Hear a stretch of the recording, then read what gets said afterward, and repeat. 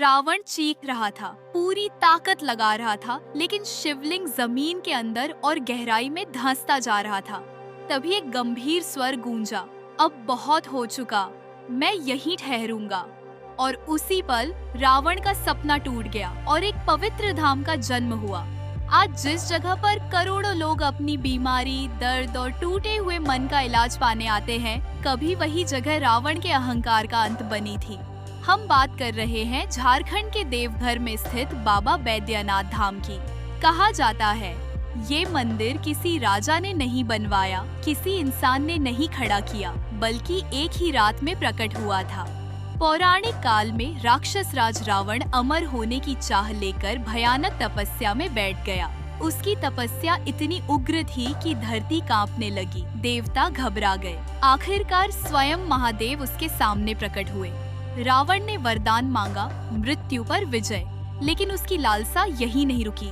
उसने कहा, आप शिवलिंग रूप में मेरे साथ लंका चलिए। महादेव सब समझ रहे थे।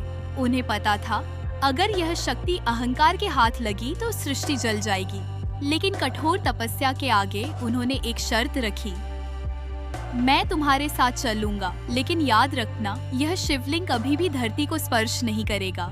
जिस क्षण यह जमीन को छुएगा उसी स्थान पर मैं स्थिर हो जाऊंगा।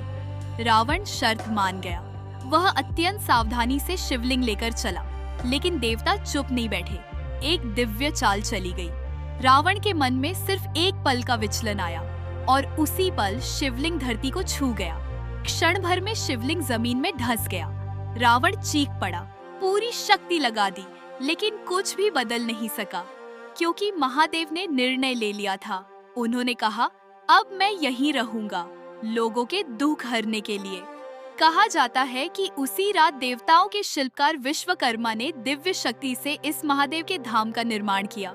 मानव आंखों से दूर देव शक्ति के स्पर्श से प्रकट हुआ बाबा बैद्यनाथ धाम।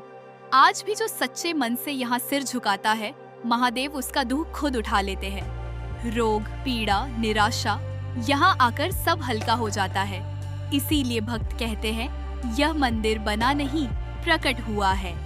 हर हर महादेव। अगर आप भी महादेव के भक्त हैं और ऐसी रहस्यमयी पौराणिक कथाएं पसंद करते हैं, तो वीडियो को लाइक करें और ऐसी ही कहानियों के लिए चैनल को अभी सब्सक्राइब करें।